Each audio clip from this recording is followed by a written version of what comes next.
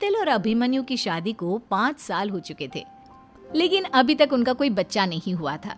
इसकी वजह से शीतल और अभिमन्यु परेशान रहते थे, लेकिन उन दोनों से ज्यादा परेशान थी शीतल की सास, यानी अभिमन्यु की माँ जानकी देवी।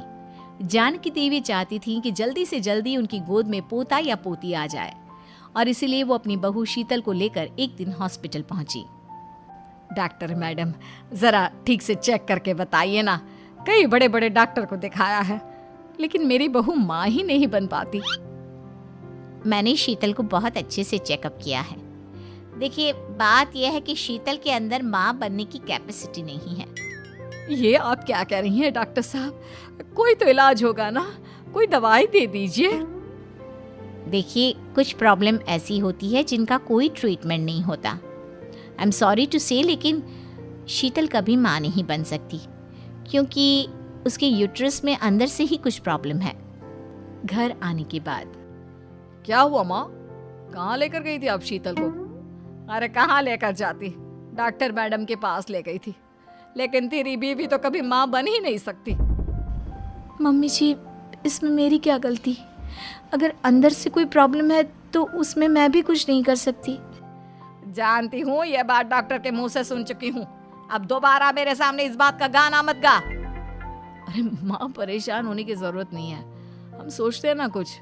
अरे क्या सोचेगा तू? जब डॉक्टर कह चुका है कि तेरी बीवी माँ नहीं बन सकती, तो बता क्या सोचेगा तू? कहाँ से लाएगा बच्चा? माँ, ये तो मैं भी नहीं जानता। अभिमन्यु, क्यों ना हम अनाथ आश्रम से एक बच्चा गोद ले आए? क्या फर्क पड़ता है बच्चा हमारा हो या गोद लिया हुआ? आई बड़ी बातें बनाने वाली। क्या फर्क पड़ता है? अरे क्यों फर्क नहीं पड़ता? मुझे इस वंश को आगे बढ़ाने के लिए मेरे बेटे का खून चाहिए, किसी दूसरे का नहीं। लेकिन माँ, आप जानती हैं कि ये अब पॉसिबल नहीं है। मैं कुछ नहीं जानती। मैं किसी पराये की औलाद को इस घर में अपना पोता या पोती बन के बढ़ता हुआ नहीं देख सकती। मेरा वंश मेरे बेटे के खून से ही आगे बढ़ेगा। लेकिन मम्मी जी, ऐसा कैसे हो पाएगा? आप अच्छी तरह जानती है ना, मेरा और अभिमन्यु का बच्चा नहीं हो सकता।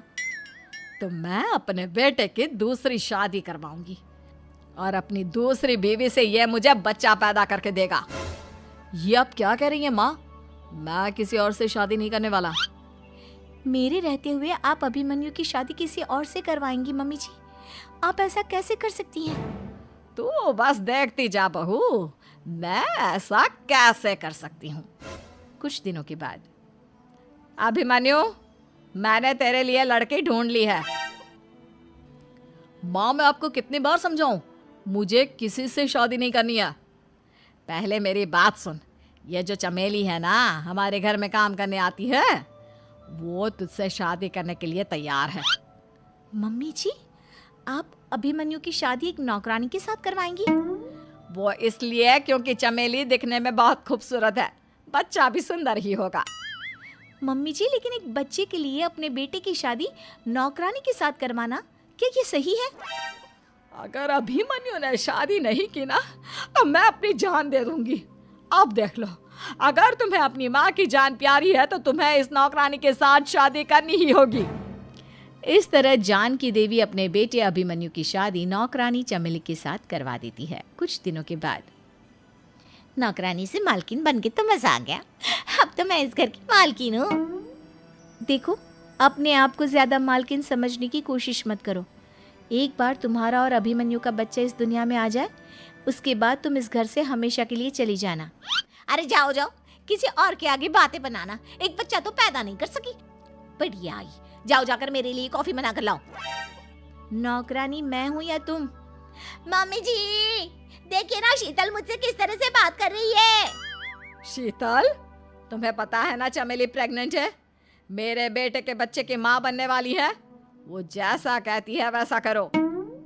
लेकिन मम्मी जी, वो मुझे नौकरों की तरह ट्रीट कर रही है। अरे तो करेगी ना, वैसे भी बहू तुम हो किस काम की? एक बच्चा तो पैदा नहीं कर सकती। जाओ अब घर के सारे काम करो और चमेली को आराम करने दो। थैंक यू मम्मी जी, भगवान आपका भला करे। आप नहीं होती तो मैं नौकरानी से महारानी कैसे बनती। देखो, तुम्हें जो चाहिए सब मिलेगा। खूब खाओ पियो, मजे की जिंदगी जियो। लेकिन बस मुझे एक बच्चा पैदा करके दे दो। कुछ दिनों के बाद, मम्मी, बच्चे के लिए आपने मेरी शादी चमेली के साथ करवा तो दी, लेकिन दिन और रात का चैन मिट गया है। सारा दिन शीतल और चमेली की बहस चलती रहती है। अब शीतल को इस घर में रखने से क्या होगा? मैं तो कहती हूँ उसे घर से निकाल दो, है भी किस काम की। मैं ऐसा नहीं कर सकता माँ, वो मेरी पत्नी है, उससे बहुत प्यार करता हूँ मैं। तुम्हारी पत्नी चमेली है, चमेली, उससे प्यार करो। अरे तुम्हारे बच्चे को जन्म देने वाली है वो। अभिमन्यु, मैं खुद ही इस घर से चली जाती हूँ। वैसे भी अपने ही घर में नौकरों की तरह रहकर परेशान हो चुकी हूँ। घर की नौकरानी मेरे ऊपर हुक्म चलाती है, वो तुम्हारी पत्नी बन चुकी है। अब मेरा इस घर में क्या काम? अभिमन्यु के बार बार रोकने पर भी शीतल उस घर से चली जाती है। कुछ दिनों के बाद चमेली एक बच्चे को जन्म देती है। भगवान ने मेरी सुन ली, मेरे बेटे का घर भर गया, उसका अपना बच्चा इस दुनिया में आ गया। मम्मी जी, बच्चे को हाथ लगाने से पहले मेरी एक शर्त तो सुन लो। तुम कहना क्या चाहती हो चमेली? आपकी मम्मी को बहुत शौक था ना अपने पोते को खिलाने का। अब देखो, इस दुनिया में हर चीज की कोई ना कोई कीमत तो होती है।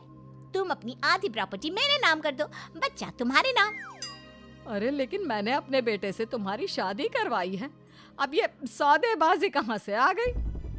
जो औरत अपनी बहू को घर से निकाल कर एक नौकरानी के साथ अपने बेटे की शादी करवा दे, वो तो सौदेबाजी कर ही सकती है ना। उसका कैसे भरोसा कर सकते हैं? मुझे बस आप लोगों की प्रॉपर्टी चाहिए, उसके बाद ही बच्चे को आप हाथ लगा सकते हैं। मैंने कहा था ना मम्मी, आप गलत कर रही हैं। देखिए, उसका नतीजा आपके सामने है। जब शीतल को पता चलता है कि अभिमन्यु और चमेली का बच्चा दुनिया में आ गया है, तो वो अपने घर पहुंचती है। अभिमन्यु, कहाँ है आपका बच्चा? क्या मैं उसे देख सकती हूँ? कुछ भी मत पूछो शीतल, माँ की हुई एक गलती हम लोगों पर भारी पड़ रही है। वो नौकरानी अपनी औकात पर आ गई है और अब हमसे अपनी आधी प्रॉपर्टी मांग रही है, वो भी बच्चे के बदले में। एक बात कहूँ अभिमन्यु, आप उससे कुछ भी देने से मना कर दो। अरे कैसी बात कर रही हो? मेरे बेटे की औलाद है उसके पास, ऐसे कैसे मना कर दे? मम्मी जी, वो अभिमन्यु का बच्चा नहीं है, वो चमेली और उसके बॉयफ्रेंड का बच्चा है। ये तुम क्या कह रही हो शीतल? ये देखिए वीडियो, चमेली और उसका बॉयफ्रेंड आपस में बातें कर रहे हैं कि उन दोनों ने मिलकर आपको बेवकूफ़ बनाया है और अब इस बच्चे के बदले आपसे प्रॉपर्टी भी हड़प लेंगे। हे भगवान, ये मुझसे क्या हो गया? ना तो बच्चा मिला और अपने बेटे की नौकरानी के साथ शादी करवा दी सो अलग। अब क्या होगा? मुझे माफ़ कर दो शीतल, मेरी वजह से तुम्हें बहुत तकलीफ हुई है। अभिमन्यु, मैंने कहा ना, उस नौकरानी को उसके बच्चे सहित इस घर से बाहर निकाल दो। लगता है मेरे अभिमन्यु का बाप बनने का सपना अधूरा ही रह जाएगा।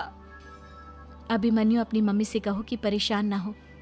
आपको याद है एक बार हम एक IVF सेंटर गए थे, मैंने फिर से वहाँ जाकर बात की थी और आपको पता है इस बार मैं प्रेग्नेंट हूँ, क्योंकि हमने वहाँ पर प्रोसीजर करवाया था जिसकी वजह से मैं प्रेग्नेंट हो गई थी और इस बात का पता मुझे बस कुछ महीने पहले ही लगा है। हमारा बच्चा इस दुनिया में आने वाला है अभिमन्यु। मुझे माफ कर दो शीतल बहू, मुझसे बहुत बड़ी गलती हो गई। कोई बात नहीं माँ, लेकिन अब हमें उस धोखेबाज नौकरानी को इस घर से बाहर निकालना है और इस घर की मालकिन को वापस घर लाना है, वो भी अपने बच्चे के साथ।